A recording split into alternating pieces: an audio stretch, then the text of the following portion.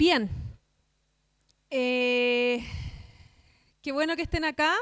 Me alegra que existan instancias como esta. Creo que es muy importante aprender sobre derechos laborales, sea cual sea el rubro, pero específicamente en comida rápida. La verdad es que vemos harta precarización, harta informalidad laboral y hartas situaciones que se alejan un poco del marco laboral vigente, ¿ya? Como ustedes saben, estas clases son mucho más concentradas. La idea es que ustedes tengan una pincelada por todos los aspectos que son más relevantes. Entonces, en la presentación ustedes van a ver que se van a abordar distintos elementos, ¿ya? Pero vamos a hacer énfasis especialmente en materias de contratación, ¿no es cierto?, laboral en general, y algunos aspectos que son más relevantes que tienen que ver con la contratación de personas menores de edad, que también se da mucho en el ámbito de la comida rápida, ¿ya? Así que quédense con la idea. Este es un material que ustedes van a tener a disposición y van a poder usarlo como material de consulta, ¿ya? Esa es siempre la idea de generar estos materiales que puedan ser un poquito más didácticos dentro de lo que se puede en el ámbito del derecho, que a veces es un poco más difícil, ¿ya? Primero, ¿no es cierto?, lo más importante es que ustedes puedan comprender qué es lo que es un contrato de trabajo, ¿ya?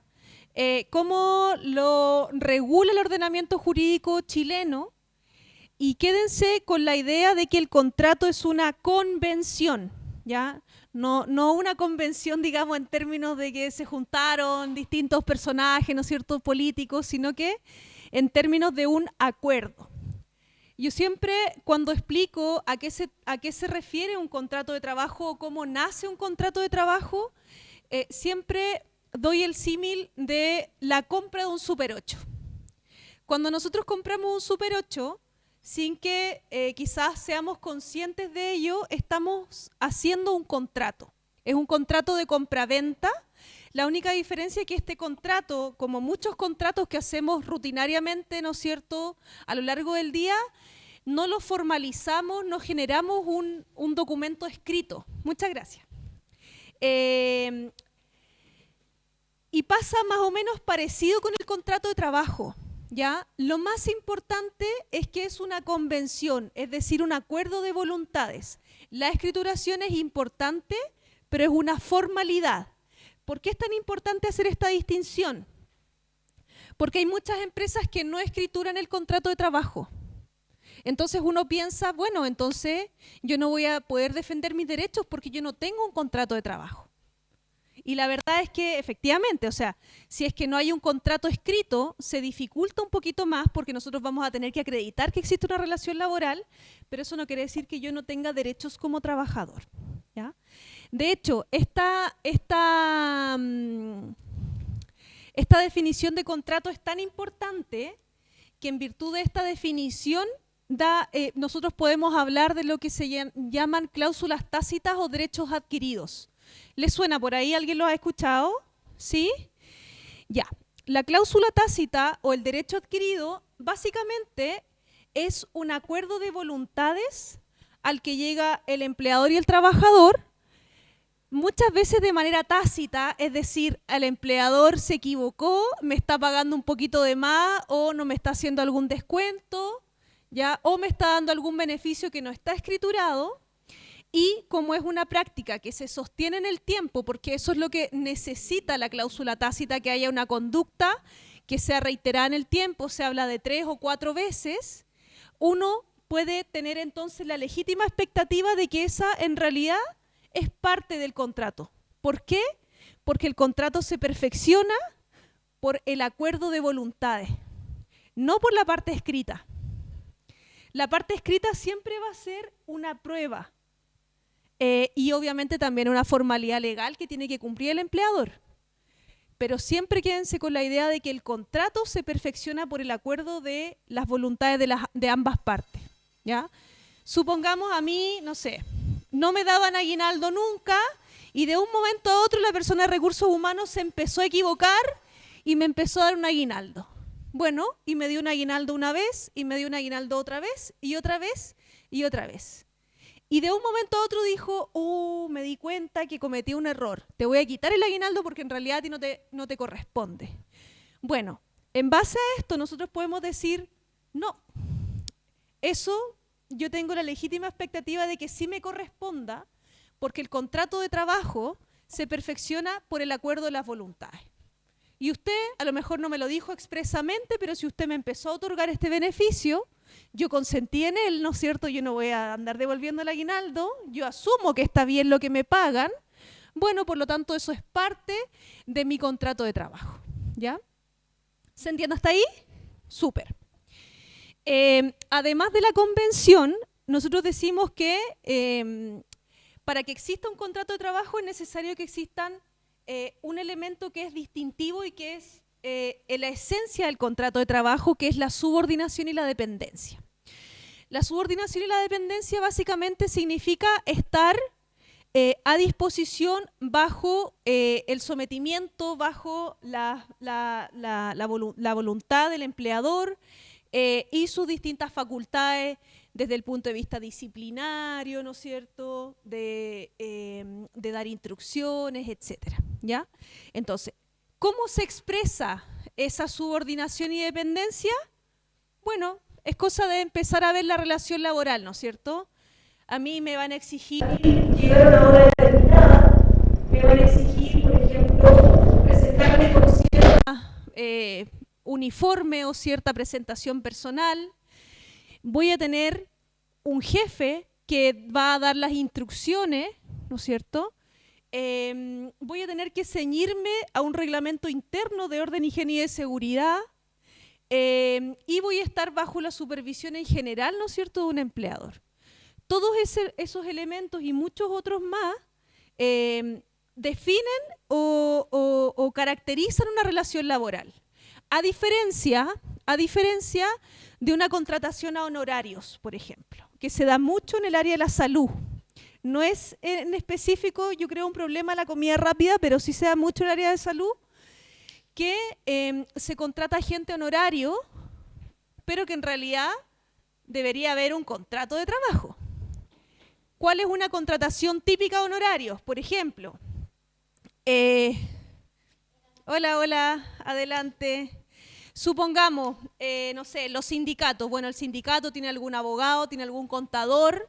Ese contador va a tener que hacer algún trabajo en específico durante el mes con algún plazo, pero él no va a estar sujeto, o el empleador no le va a estar diciendo, oye, ¿dónde estás? ¿Qué estás haciendo hoy día? ¿Cómo tienes organizada tu mañana? No, él se va a encargar de entregar su cometido cuando se lo soliciten dentro del plazo, ¿no es cierto? El resto de la semana, el resto del mes, va a dar lo mismo si él está trabajando, si no, lo que a mí me importa es que él cumpla con su entrega de informe en tal fecha. Se dan cuenta que es distinto, porque ahí no hay una sujeción directa, ¿ya? En cambio, en el contrato de trabajo sí hay una sujeción directa. Y de hecho, hace algunos años atrás, se llegó a la conclusión incluso de que los trabajadores, por ejemplo, empaques de supermercado eran también trabajadores, ¿ya? ¿Están familiarizados con esa figura? El empaque, ¿no es cierto?, que antes se usaba mucho, te esperaba al final en la caja, te envolvía tus productos y tú le dabas una propina. Bueno, ¿qué pasaba con ese empaque? Ese empaque tenía que coordinar previamente el turno, tenía que llegar con una vestimenta, las mujeres tenían que estar con el pelo tomado, los hombres afeitados, no podían elegir libremente la caja, sino que alguien te la asignaba, tú tenías un supervisor de turno, etc. Eso se consideró en tribunales de justicia de este país, que efectivamente también había una relación laboral a ese nivel, pese a que el empleador no le pagaba el sueldo porque el sueldo lo constituían las propinas que le daban los propios clientes, ¿ya? ¿Y por qué es tan importante que nosotros hablemos de esto? Porque está lleno de informalidad del mundo, las relaciones laborales. Y es importante que ustedes desde lo más básico entiendan entonces que el contrato es una convención de que yo tengo derecho a exigir la escrituración, pero eso es una obligación del empleador y que no por el hecho de no tener un contrato yo voy a ser menos trabajador. ¿Ya? Hay algunos ejemplos, ¿no es cierto? La jornada, lo que estábamos hablando recién, que pudieran caracterizar una relación laboral propiamente tal y que además fueron determinantes en este juicio, que era de los empaques del Jumbo en Valparaíso, que fue el primer juicio de esta naturaleza que se ganó. ¿Ya? ¿Qué pasa si es que yo no tengo contrato? Bueno, la verdad es que yo tengo igual una relación laboral, solo que voy a tener que quizás acreditar la existencia de la relación laboral, ahora no a través del contrato, pero sí correos electrónicos, conversaciones de WhatsApp, planillas de turnos, por ejemplo, etcétera, etcétera. ¿Ya? En general son, si es que uno siempre, a ver, los abogados siempre vamos a tender a pensar mal y siempre vamos a pensar en cómo preparar un juicio, ¿ya?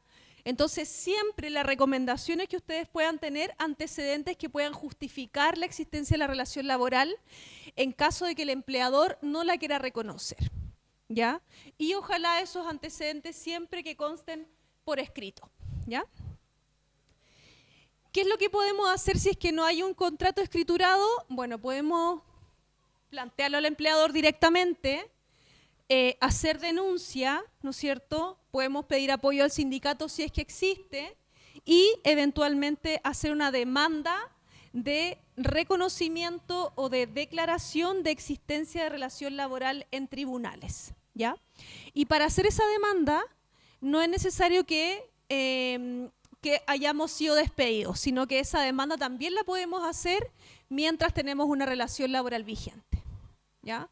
Imagínense una trabajadora que está con boleta de honorarios o incluso una trabajadora que está sin contrato, solo sus liquidaciones y no tiene la certeza de qué va a pasar porque acaba de quedar embarazada y bueno, tiene derecho al prenatal y postnatal, etcétera.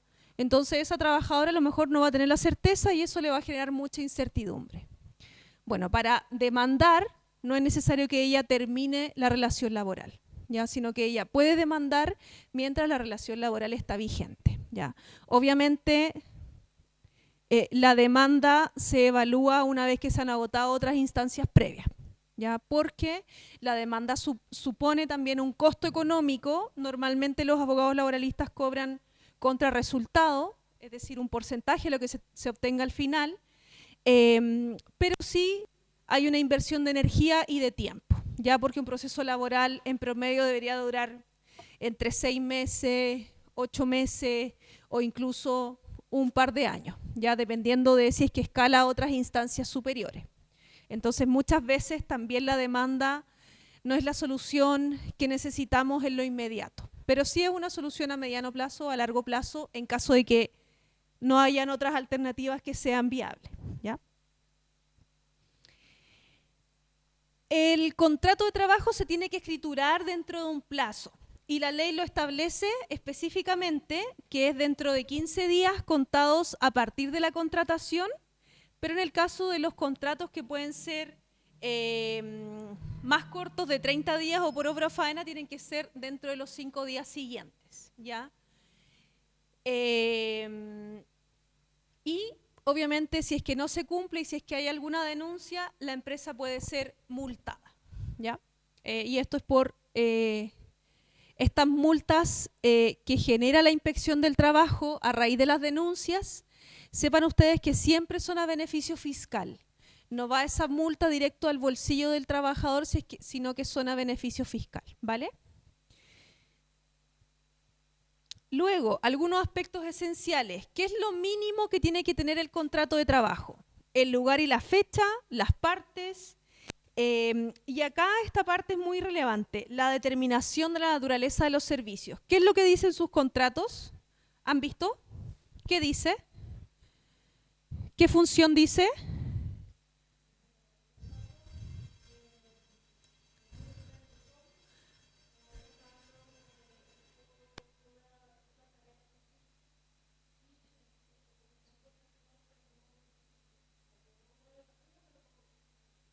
Ya. ¿Pero qué dice? Operario, cajero integral, ¿cómo? Jefe de local. Ya. ¿Alguien más? Ya, pero en la función, ¿qué dice? Preocupar de toda la integridad de la tienda. Ya. ¿Y eres jefa también de local? Ya. ¿Quién tiene alguna función distinta? Usted.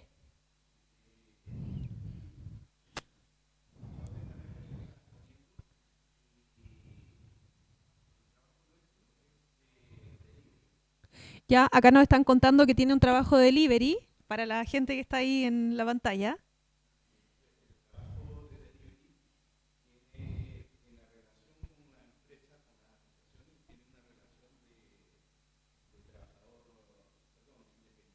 Ujú.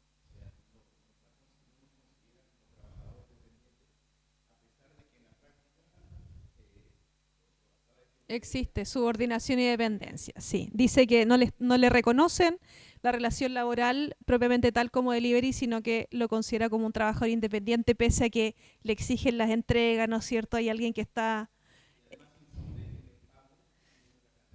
Exacto. Ya. ¿Y qué función tiene? Repartidor, ¿o no? Co-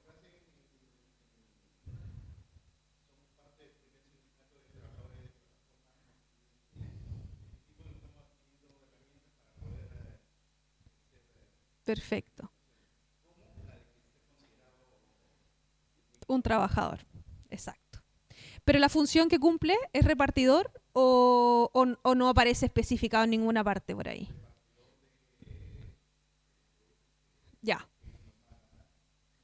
perfecto. Vale. ¿Alguien más? ¿Qué contratos tiene usted? Operario. Y lo mandan a distintas faenas. Ya. Vale. Allá me dicen que operario, que hace de todo, hasta limpia baño. Barista. 37 funciones, nada más y nada menos. Y anda que se te olvide alguna porque si no carta amonestación y arriesgas despido, ¿o no? Ya. Eh, Eso es súper importante porque normalmente en comida rápida y en otras áreas también, por ejemplo la manufactura, también pasa mucho, eh, que son los contratos polifuncionales, ¿ya? Y eso significa, en definitiva, que la empresa pacta con ustedes, obviamente no hay una aceptación, sino que es, bueno, o lo tomas o te vas. Eh, y en esos contratos polifuncionales se les exigen distintas funciones. El problema es que la doctrina en Chile, allá se señala, ¿no es cierto?, en el punto 3, se usan las dos palabras. Se usan las dos palabras. Sí. Polifuncional o multifuncional. Eh, Lo que ha determinado la dirección del trabajo es que efectivamente uno puede hacer más de dos funciones siempre y cuando esas funciones sean similares. Si esas funciones no son similares, ese es un contrato ilegal, ¿ya? Entonces, por ejemplo, si acá al compañero le dicen, bueno, pasa que, no sé, o las chiquillas que son jefas de tienda, me imagino que parchan todo, tienen que saber todas las funciones de todo el mundo. Si falta la cajera, van a ser cajeras. Si falta alguien que hace los sándwiches, bueno, van para allá. Si falta la persona de aseo, probablemente también están haciendo el aseo, ¿ya? Eso no está permitido dentro del espacio legal, ¿ya?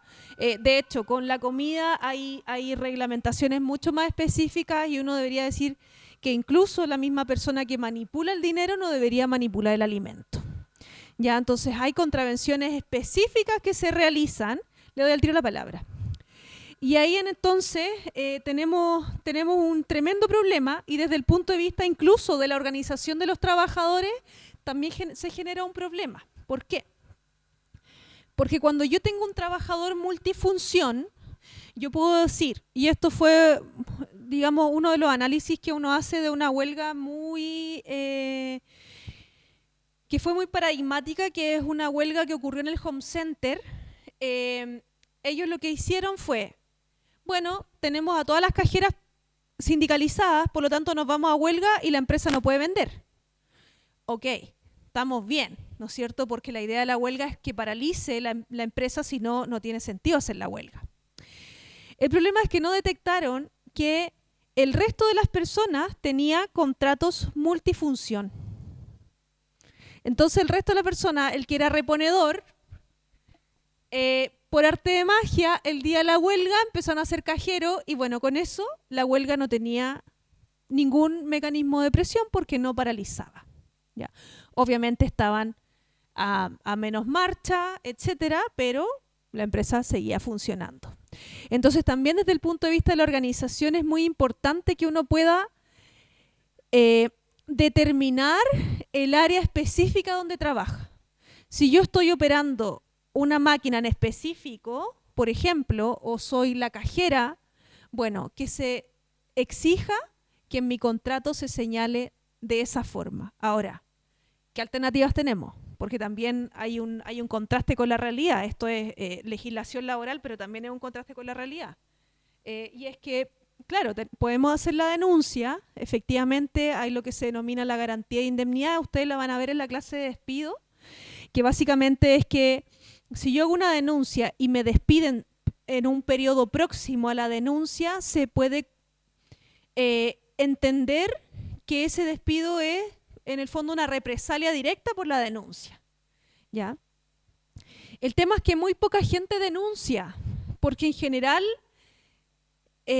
los trabajadores que están en comida rápida muchas veces, o esto es lo que yo al menos he investigado, es que muchas veces dicen, bueno, es una pega temporal, ¿no es cierto? Es por mientras yo puedo, o por ejemplo son trabajos que están altamente feminizados y sabemos que también la reconversión para las mujeres es mucho más difícil, no sé, por, ¿no es cierto?, las labores de cuidado que están asociadas generalmente a las mujeres. Entonces las mujeres normalmente no se pueden dar el lujo de esperar 2 o 3 meses o 4 meses hasta que les salga la pega ideal, sino que tienen que, bueno, empezar a trabajar en lo que sea para mantener a la familia por mientras. ¿Ya? Y eso luego se eterniza, entonces también hay una situación de desigualdad material que hace también que las empresas cometan muchos más abusos, sobre todo cuando no hay sindicatos fuertes. ¿Ya? Y ni hablar, ¿no es cierto?, de la contratación de personas extranjeras, por ejemplo, o personas jóvenes, menores de edad. En el fondo, claro, van a ir a trabajar a donde puedan, por mientras, ¿no es cierto?, que se arregla la cosa. Entonces, pasa mucho en comida rápida, o muchas veces me dicen, bueno, o sea, ok, la opción es la denuncia, pero pasa que yo no estoy en condiciones de denunciar. ¿Ya? Muchas personas también que están optando, personas extranjeras que están optando a la visa sujeta a contrato de trabajo, también es todo un problema porque muchas veces lo que vemos es que las empresas también casi que extorsionan con que, bueno, denúnciame, pero yo dejamos hasta aquí el contrato y tú verás en el fondo qué haces con tu regularización de tu situación migratoria. ¿Ya? Entonces, por ahí hay una contrapartida importante, pero lo que sí o sí ustedes tienen que saber es que los contratos multifunción en Chile no se permiten, o la polifuncionalidad, dicho de otra forma, en Chile no se permite. Ahora, hay una cuestión también que tiene que ver con la competitividad laboral y otros temas que empiezan a moverse. Yo he visto muchas fábricas que, bueno, van reduciendo personal y al final van quedando los que dicen ser multifunción porque en el fondo también les sirven más a las empresas. ¿Ya? Entonces también hay un tema ahí, yo creo que no se ha abordado con la suficiente profundidad porque creo que por ahí radica también el problema del modelo que tenemos hoy en día. ¿Ya? Usted me había pedido la palabra hace harto ratito.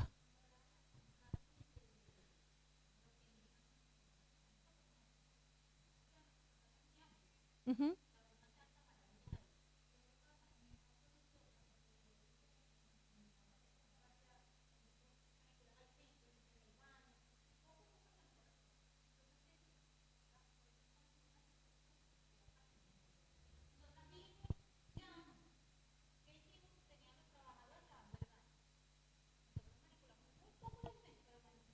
obvio.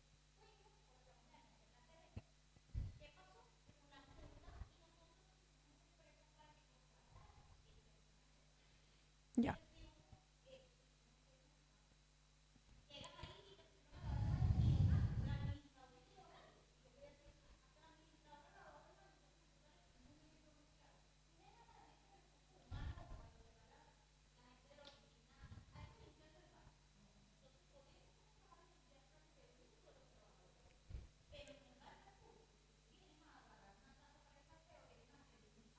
Exacto, exacto. ¿Ustedes son de Juan Valdés? Ya. Acá las chiquillas de Juan Valdés nos dicen, nos cuentan una experiencia de denuncia que hicieron en la Ceremi, ¿ya? Porque justamente habían trabajadoras que manipulaban alimentos y que a la vez tenían que hacer limpiezas de baños, ¿ya?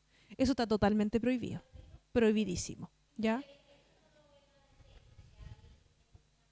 Exacto, exacto.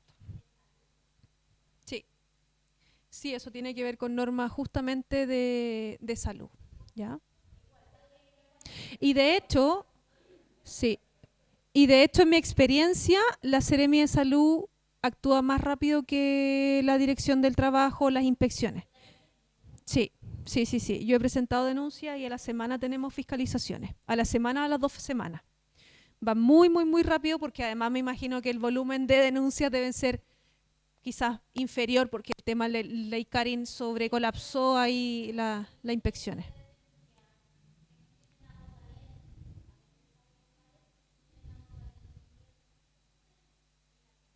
Exacto.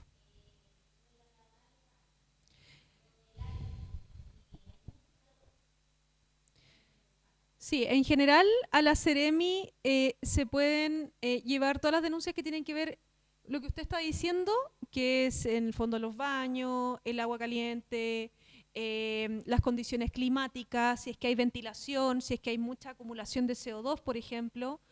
Eso tiene que ver con el decreto 594 del Ministerio de Salud, ¿ya? Si ustedes, por ejemplo, necesitan saber cuántos baños tiene que haber en mi local, a cuántos metros tiene que estar mi baño, no sé, claro, dónde yo tengo que trabajar, cuál es la contaminación, por ejemplo, de, no sé, de, supongamos, de ruido, que es hay un protocolo específico que se llama Prexor. Etcétera, etcétera. Todo lo que tiene que ver con las condiciones de trabajo, con las condiciones medioambientales de trabajo, están reguladas ahí en el decreto 594 que yo se los recomiendo leer, pero casi que como una Biblia. Es muy, muy, muy importante ese decreto porque justamente regula todos estos elementos que son mucho más técnicos, ¿ya? Sí,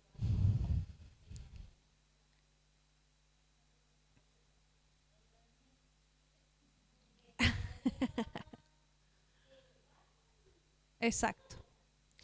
Ya, sigamos avanzando. ¿Qué más tiene que decir mi contrato? Bueno, la remuneración acordada. No puede ser pagada en periodos más allá de 30 días. ¿Ya? Esto también son regulaciones. La jornada de trabajo. Recuerden que hace poco salió, ¿no es cierto?, el último dictamen en el mes de febrero, luego sacaron nuevamente otro dictamen en el mes de abril, donde se señalaba que la reducción de la jornada ahora iba a quedar, bueno, en las 42 horas, ¿no es cierto? Y tenía que ser 1 hora al final de término de la jornada en caso de que no existiera acuerdo entre el empleador y el trabajador o el empleador y el sindicato. ¿Ya? Van a tener una clase específica de jornada, así que quédense con la idea de que sí o sí tiene que estar regulada. ¿Ya? Cuando existen sistemas de turnos que pueden ser un poco más complejos, no es necesario que esté en el contrato, puede estar en el reglamento interno. ¿Ya? Y luego el plazo del contrato y otros pactos que las demás partes acordaren.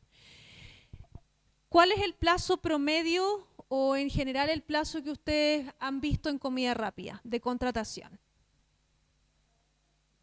¿Sí? ¿Lo hacen 3 meses y luego indefinido? ¿Ya?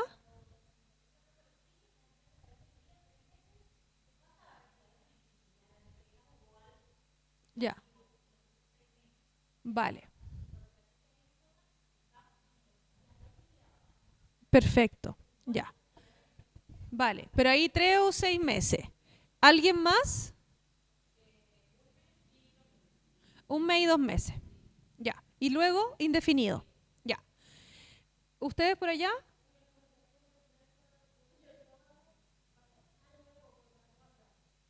Ya. Vale, vale, vale. Bueno, existen distintas reglas que están en el Código del Trabajo em, que vamos a no voy a tocar nada de acá de la tele para no chascarrearme de nuevo. Pero es importante que ustedes sepan, esto está un poco desordenado, ¿ya? Porque las cláusulas del contrato de trabajo están en el artículo 10 del Código del Trabajo, ¿vale? Si nosotros vamos a buscar específicamente el plazo del contrato y decir, bueno, ¿cuánto tiempo me pueden contratar o cómo yo sé? Yo ahí me tengo que ir a otro artículo que es el 159, ¿ya? Y ese artículo habla del término del contrato, o sea, si es que uno no sabe dónde buscar, no lo va a encontrar, ¿ya? Y este artículo, ya, ¿no se está compartiendo? Ya, me dicen que no se estaba compartiendo la pantalla.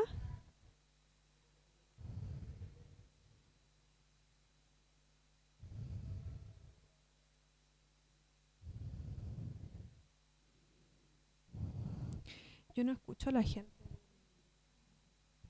Ya, para quienes están online, qué bueno que hayan dado la alerta, les voy a mostrar lo que hemos visto. Cortito.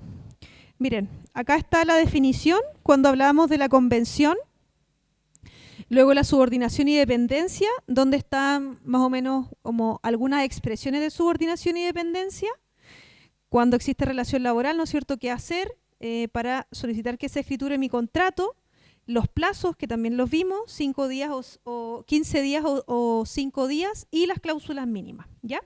Para que ahí no queden tan desfasados.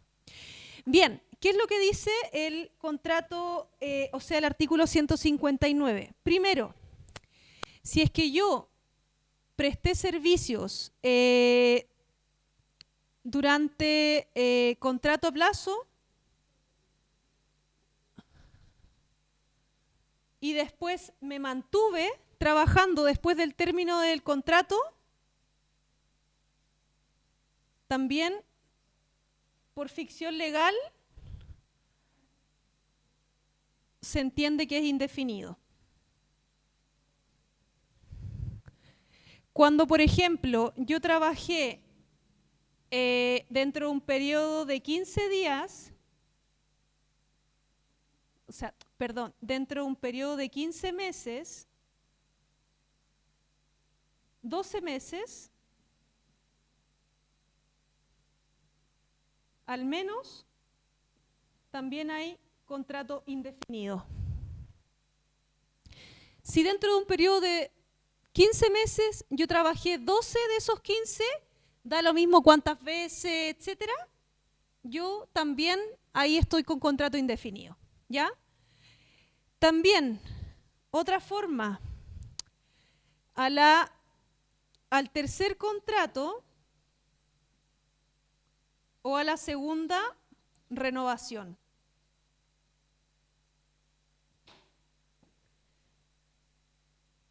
¿Cómo se traduce esto? Porque es un poco enredado, pero se van a dar cuenta que es muy, muy sencillo. Son sinónimos, tercer contrato o segunda renovación, que es lo que les pasa a la mayoría. Me contratan, supongamos, por un mes. Luego me vuelven a contratar por otro mes. Bueno, al tercer contrato, ¿no es cierto?, ya esto pasa a ser indefinido. No es que en el fondo la empresa diga, oye, mira, yo creo que te has desempeñado muy bien, sino que en el fondo esto es cumplimiento legal, ¿ya? Este es un contrato 2, contrato 3. Esta sería la primera renovación. y esta sería la segunda renovación. Por eso que son sinónimos. ¿Se entiende? ¿Sí? ¿Estamos claros? Perfecto. ¿Ya? Y existe, vamos a revisar ahí.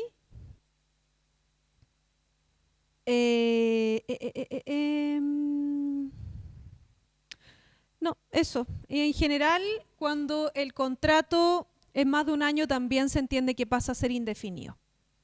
Dígame.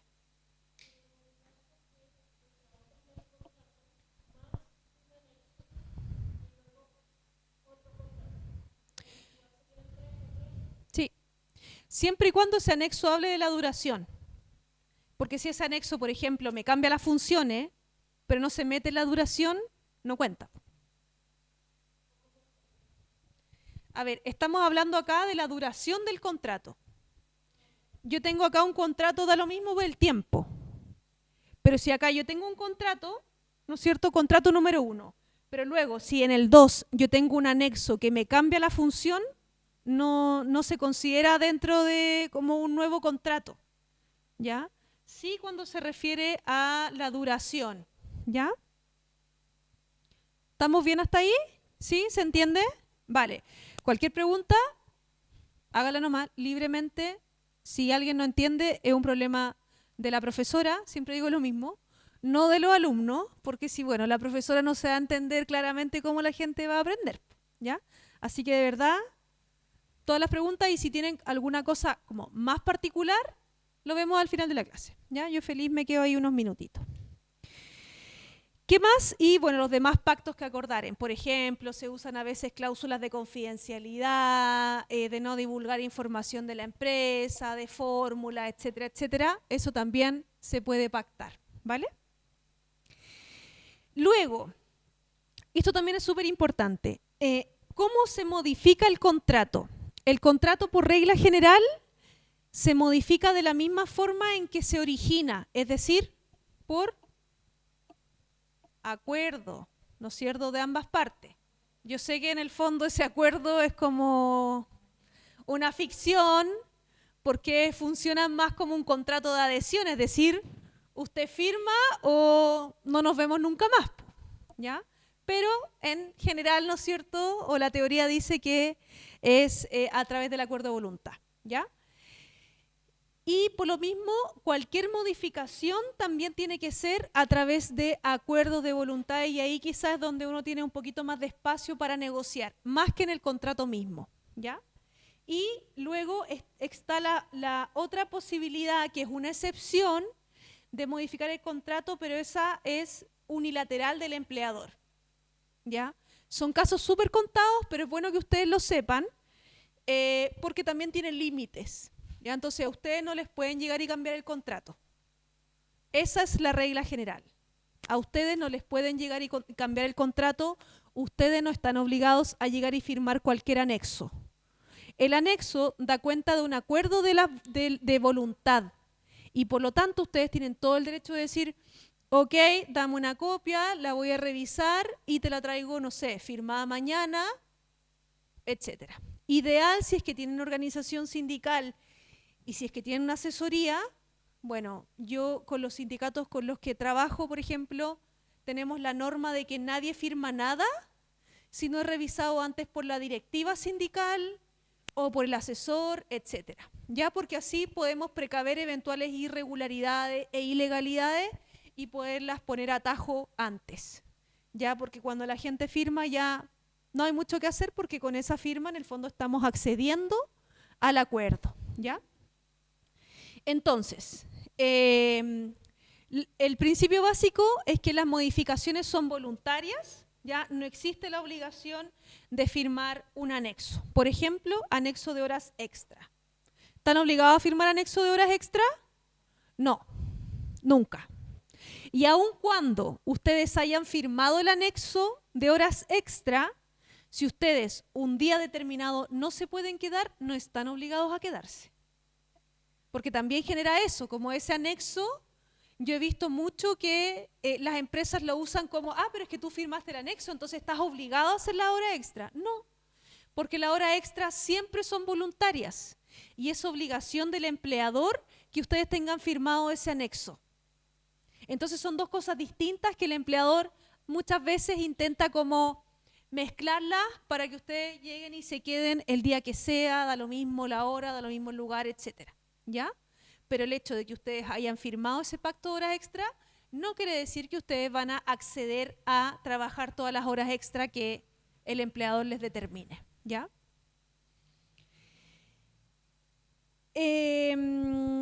Ya. El jus variandi, esto no es nada complejo de entender. La verdad es que son 3 reglas súper básicas. Ustedes las van a tener ahí en el material y la van a poder revisar cada vez que lo necesiten.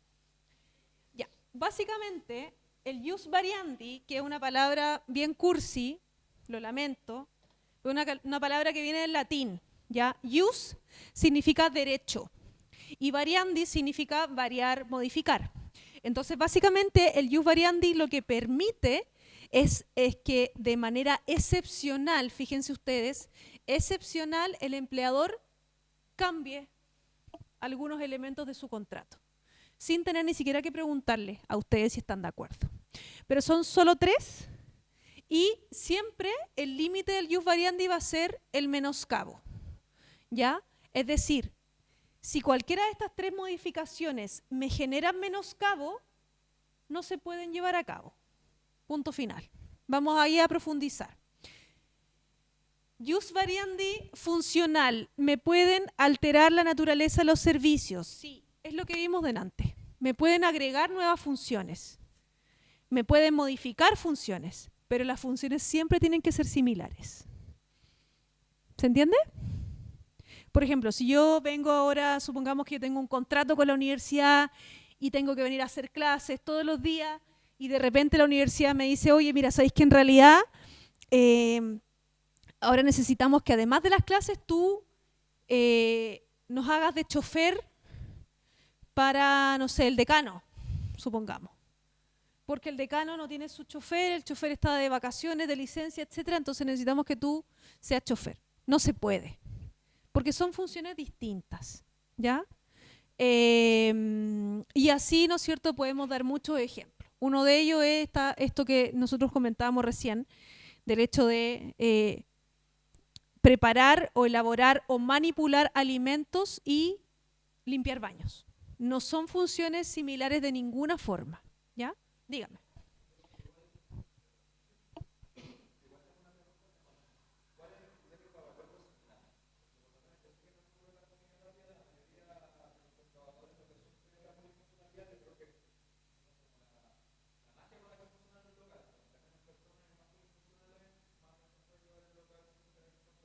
Uh-huh.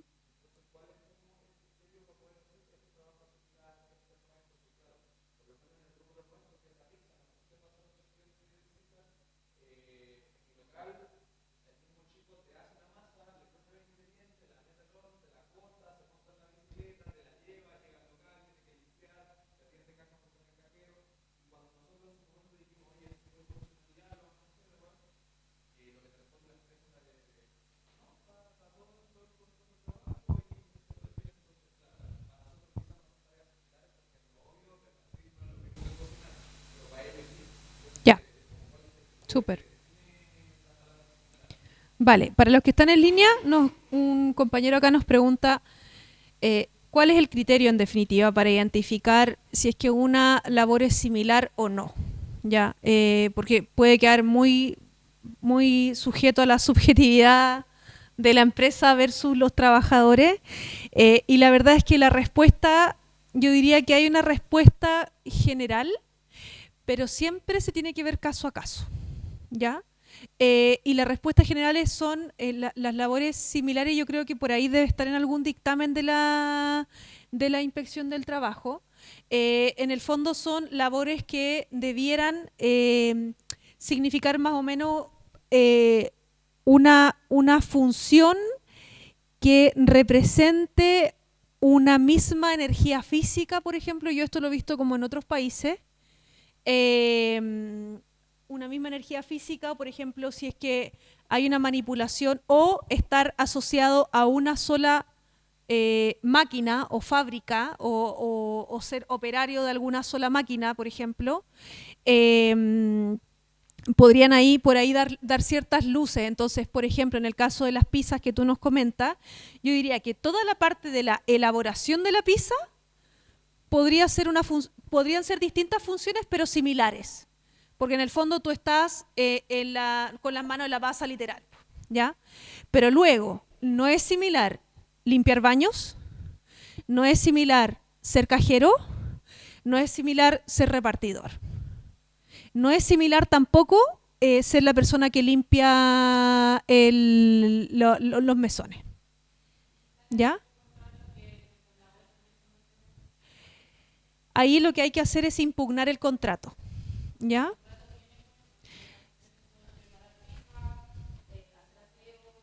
Sí, eso uno podría decir que hasta cierto punto es parte de la naturaleza de las funciones, ¿ya? Que es en el fondo mantener el espacio ordenado, ¿ya?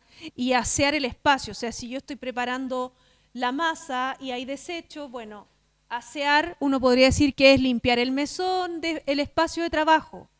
Pero eso no es agarrar el cloro y empezar a trapear, a lo más barrer, ¿no es cierto? Pero el resto yo diría que no es una labor similar. Ahora, súper buena la pregunta, porque acá la compañera me dice, ¿qué es lo que pasa si es que en mi contrato lo dice? La respuesta es que no todo lo que está escrito es legal. ¿Ya? Y por ejemplo pasa con los contratos, pasa con los anexos, pasa con el reglamento interno. Yo hasta ahora todavía no he visto ningún reglamento interno que pase el test de admisibilidad y que esté todo legal. Siempre hay cuestiones metidas que son totalmente fuera de norma. ¿Ya? Entonces, por eso que es tan importante que ustedes antes de firmar cada cosa lean y revisen la legalidad de eso. Porque muchas veces son cosas ilegales. ¿Ya? Ahora, si yo firmé ese contrato, que puede ser otra pregunta, y hay una ilegalidad en ese contrato, ¿yo puedo igual hacer la denuncia? Sí. ¿Ya? ¿Por qué? Porque hay algunas normas que son de orden público, que se llama, ¿ya?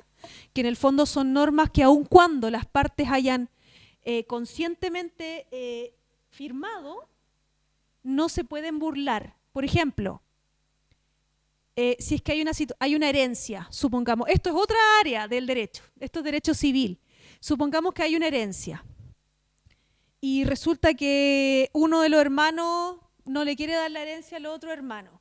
No porque ese hermano firmó una escritura y le está le está vendiendo la herencia que es de 5 personas, por ejemplo, a otra persona, eso va a ser legal. ¿Ya? Pasa lo mismo acá. Siempre van a haber cuestiones que puedan ser ilegales y eso siempre las podemos impugnar. Ahora, por ejemplo, un pacto de horas extra es más difícil, porque eso no es una norma de orden público, como que sea en el fondo. En materia laboral hay lo que se denominan derechos irrenunciables, entre ellos, por ejemplo, los descansos. Ahí hay derecho irrenunciable. En el fondo, da lo mismo que tú hayas firmado un pacto de horas extra, da lo mismo que a ti te paguen un bono XXX. Si tú quieres ir a denunciar que a ti no te están respetando tu derecho a descanso, tú tienes la facultad de hacerlo. Ya, obviamente, siempre se aconseja no llegar y firmar nada, porque nos falta el inspector descriteriado, y con el perdón de los inspectores que no son descriteriados, pero nos falta el inspector descriteriado que va a decir, pero es que usted firmó, entonces nada que hacer. ¿Ya?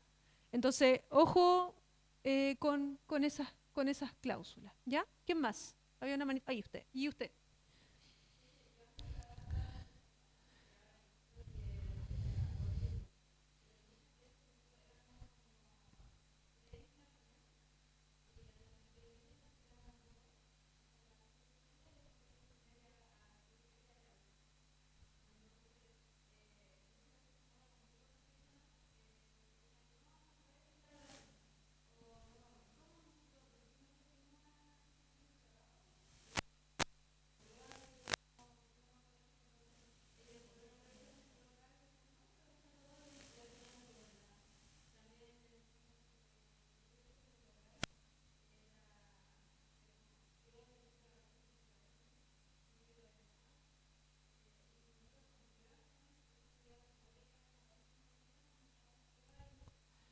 Esa investigación me están hablando de un acoso sexual. ¿Esa investigación la hizo la empresa o la hizo la inspección del trabajo? Ya.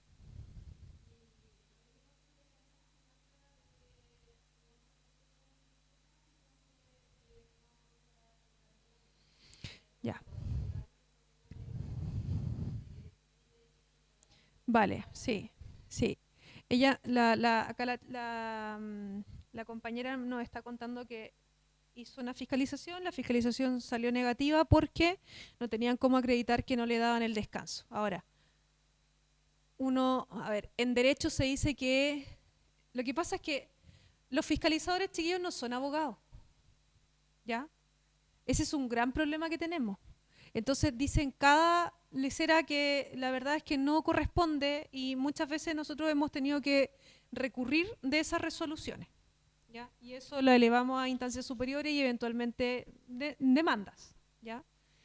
En derecho se dice que no se prueba un hecho negativo. ¿Cómo tú vas a probar algo que no pasó? O sea, no, es muy difícil. ¿Cómo yo voy a acreditar que, no sé,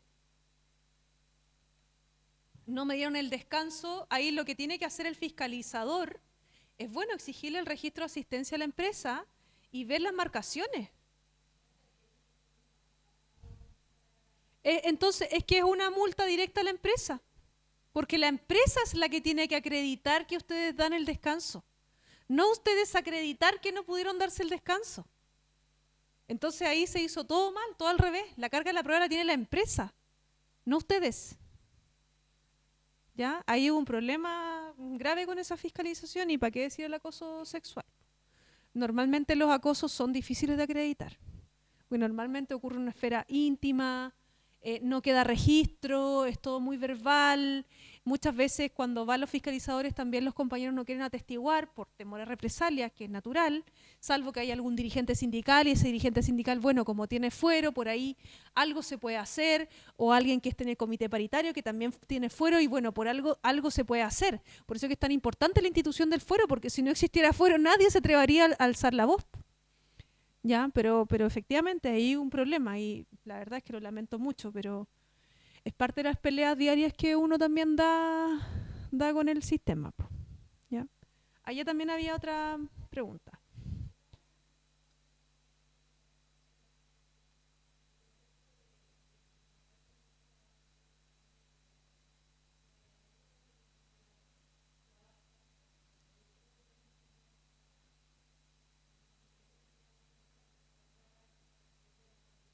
Sí.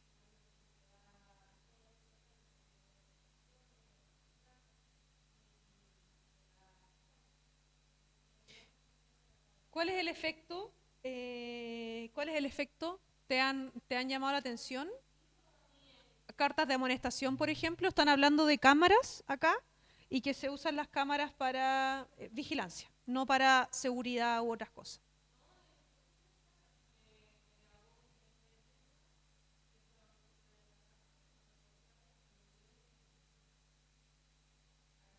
Ya,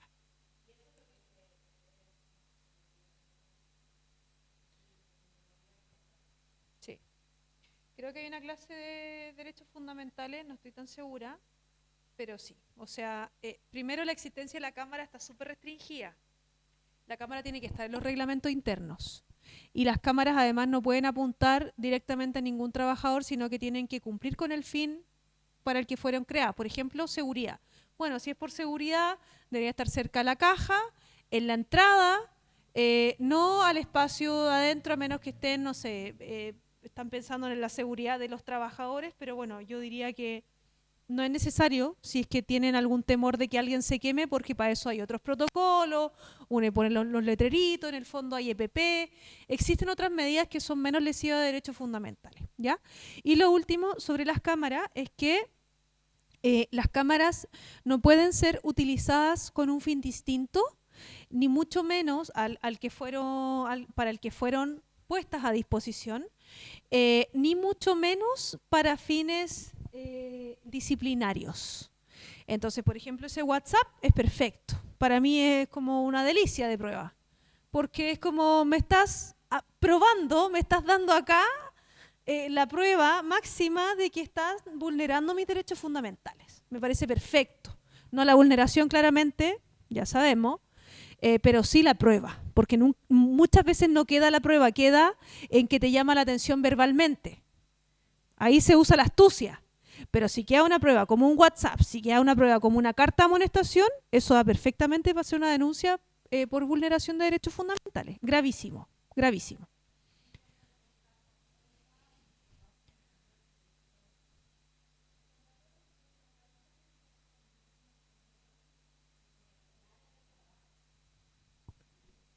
Sí.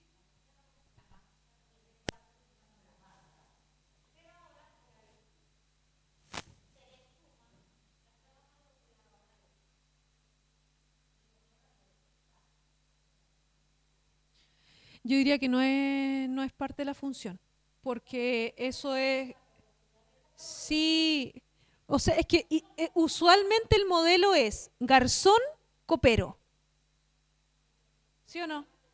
Eso es en todos lados. Entonces, para mí, no da, no da. Ojalá que les vaya bien. Ya, dígame.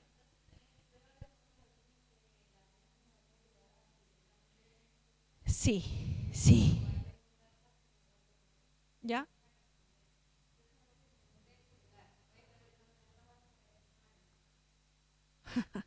Jaja. Ya. Está pésimo, po. Eso da para hacer una denuncia a la inspección del trabajo. Ahora, lo que pasa es que uno podría hacer la denuncia en la empresa, pero en mi experiencia, la empresa se cubre la espalda entre los mandos medios y no tengo la suficiente garantía de que la empresa va a hacer una investigación y que va a tomar la cuestión con seriedad. ¿Ya? Ese es mi problema que tengo con las empresas. Pueden haber empresas, dos o tres, que funcionen bien, pero la mayoría no. ¿Ya? Sí, sí, muy importante la pregunta. El plazo de caducidad de 60 días hábiles. Desde el hecho. Ahora, hay hechos que se pueden reiterar. Ustedes van a tener, creo que van a tener una clase como de despido y de procedimiento, pero hay hechos que se pueden reiterar en el tiempo. ¿Ya? Por ejemplo, me dejaron de pagar un bono. Hay, ¿no es cierto?, 60 días para hacer la denuncia, pero me dejaron de pagar este bono este mes y luego al mes siguiente me lo siguen no pagando y al mes siguiente me lo siguen no pagando, entonces ahí como que se va renovando el plazo. ¿Se entiende? Entonces no se considera el, el inicio del mes en que empezó la infracción, sino que el último. ¿Ya? Y para vulneración de derechos fundamentales también. ¿Ya? Los chiquillos me pidieron unos minutitos porque tienen que hacer una encuesta, así que quiero terminar de pasar esto. Les voy a dejar igual esta presentación a ustedes. Cualquier duda que tengan, ahí en la misma presentación va mi correo electrónico. ¿Ya? Vivo en reuniones, en mesas de negociación colectiva o haciendo clase, entonces a veces me demoro un poquito, pero me pueden ahí escribir. ¿Ya? Y si no, está también las asesorías de la escuela sindical, ya que esa también funciona obviamente mucho más rápido, me imagino yo, porque ya vemos también varios que estamos ahí detrás de esos correos, ¿ya? Para que no se asusten ni lo lamenten, porque ya nos quedan poquitos minutos. Quiero terminar de ver el tema del ius variandi, ¿ya? Lo primero, estábamos viendo lo de la polifuncionalidad, entonces. Ya dijimos, entonces no te pueden llegar y cambiar, sino que tiene que ser a una labor similar. El otro tiene que ver con el sitio geográfico que se llama ius variandi geográfico. Y este es un poco más difícil porque en el fondo le permite a la empresa poder cambiar el lugar donde tú trabajas, cambiarte de tienda, cambiarte de local. Pero tiene un límite. Y ese límite, bueno, en Santiago es una lástima porque el límite es el plan regulador comunal, que en Santiago es todo Santiago. ¿Ya? Entonces, todo un problema, porque te pueden mandar de Lampa, no sé, a San Bernardo, y está dentro del margen, pero, recuerden que tiene el límite el menoscabo. Y la última modificación, y vamos a ir con el menoscabo al final, y la última modificación tiene que ver con la hora de entrada. Me pueden adelantar o atrasar mi hora de entrada en 60 minutos. Entonces, por ejemplo, si yo trabajaba de 9 a 6, bueno, me pueden pedir que trabaje de 8 a 5 o de 10 a 7, por ejemplo, ¿ya? Adelantar o retrasar en 60 minutos. Ahora, todo esto tiene como límite el menoscabo. ¿Cómo se entendió el menoscabo? Desde dos puntos de vista. Primero, el menoscabo moral, es decir, bueno, yo no puedo entrar a las 8 de la mañana porque yo tengo que ir a dejar a mi hijo al colegio, o porque, no sé, yo voy al gimnasio en la mañana, supongamos, o porque yo tengo clases en la mañana, da lo mismo. Yo tengo mis actividades ocupadas y yo ya tengo mi vida hecha en función del horario que se pactó al inicio de la relación laboral. Y lo segundo es que no puede haber un menoscabo económico. Por ejemplo, si a mí me cambian de tienda o de local y ese local tiene menos ventas y por lo tanto afecta mi bono de producción o mis bonos variables, yo también puedo decir, oye, ok, o yo me puedo cambiar, pero al menos garantícenme que voy a seguir ganando lo mismo, ¿ya? Esos son los dos límites que existen al ejercicio del ius variandi, y para eso, nuevamente, ¿no es cierto?, ahí uno podría eventualmente negarse o incluso hacer alguna denuncia. Importante, en el caso de los dirigentes sindicales, el ius variandi no se puede aplicar, no existe. Al dirigente sindical no le pueden mover ni un pelo en su espacio de trabajo. ¿Por qué? Porque se puede considerar lesivo de derechos fundamentales, ¿ya? Salvo que exista caso fortuito o fuerza mayor. ¿Cuándo hay un caso fortuito o fuerza mayor? Bueno, se quemó la fábrica. No hay fábrica. El dirigente no va a poder ir a trabajar a la fábrica. Entonces, bueno, ahí hay caso fortuito o fuerza mayor, ¿ya? Pero en casos muy, muy, muy excepcionales, ¿ya? Ahí había el manito, ¿ya? Ya. Pasa nomás. ¿Cómo? ¿Ya?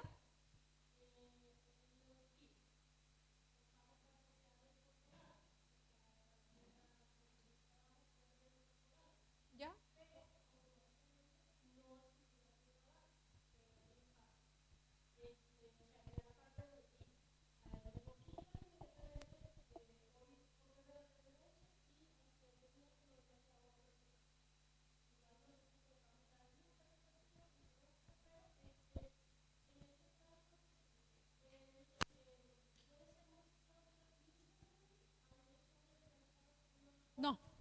No, no, yo diría que no.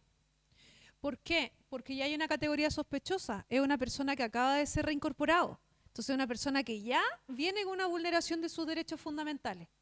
Entonces, lo lógico ahí es que él retome en el mismo espacio de trabajo, que no se ha movido ni un pelo, pese a que no sea dirigente sindical, porque él ya está con una situación particular. Además, ahí normalmente el cambio de espacio de trabajo, eh, en mi experiencia, es un indicio de vulneración de derechos fundamentales. Sí,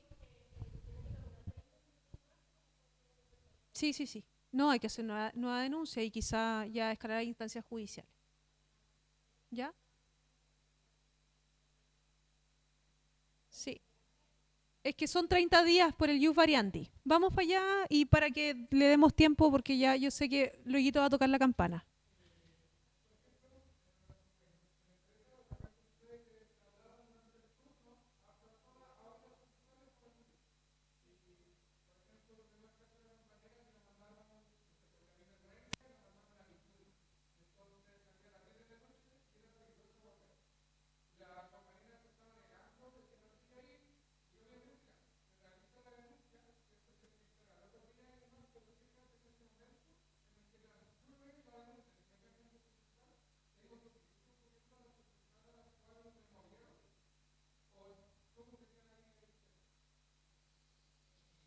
Ya, está difícil ese tema.